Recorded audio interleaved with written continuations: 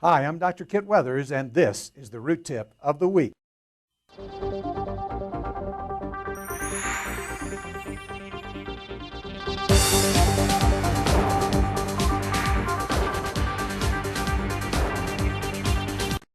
And let's begin with a little magic. This is one of my very favorite tricks to do in the dental office because it uses an ordinary piece of rubber dam and 2 coins. Have your patient select either one of the coins. They will usually pick the quarter, and press down gently and watch what happens to the one they've selected. It penetrates the rubber dam and goes down into the glass. They can examine this all they like because there is no hole. The secret to this trick is in the setup. If we place the quarter behind the rubber dam, to learn the secret to this and other magic tricks on this series, please go to endorootcamp.com. Hi, I'm Dr. Kit Weathers, and welcome again to another edition of the Root Tip of the Week. Today we have a very special guest joining us via satellite all the way from Sydney, Australia, Dr. Brett Taylor.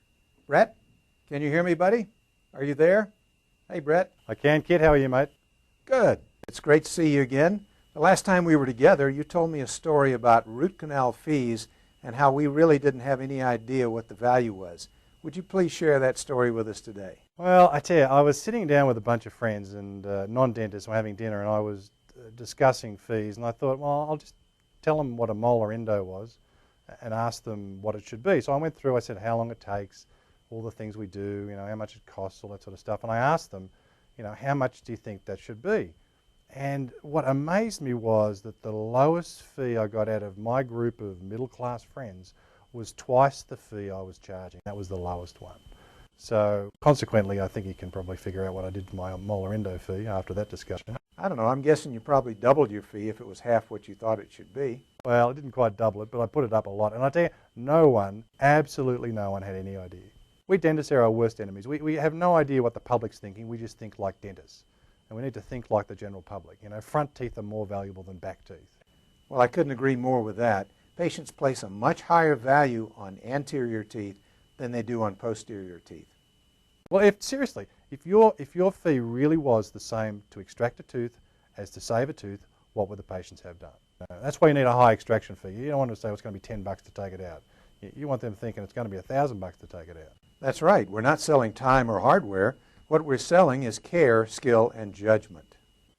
And my friends having that discussion decided that the care, skill, and judgment of what I was doing was twice what I thought it should be.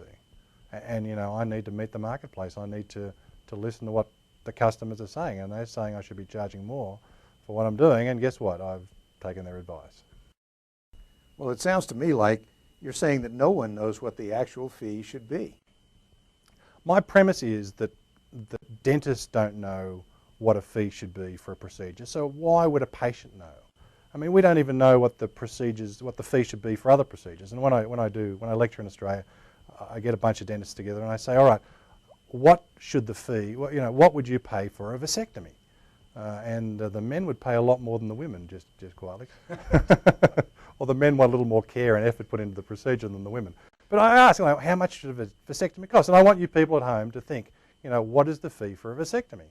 And I guarantee if your life depended on you getting the fee right within $500, most of you would be dead. Because you people at home have no idea what a vasectomy should cost. I'm sure you're right. Most people who have vasectomies are a lot more concerned with other facets of the procedure rather than how much it costs.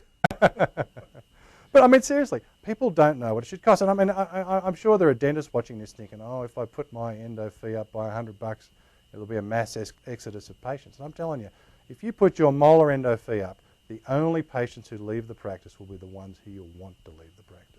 The good ones stay, the bad ones go. That's very, very true.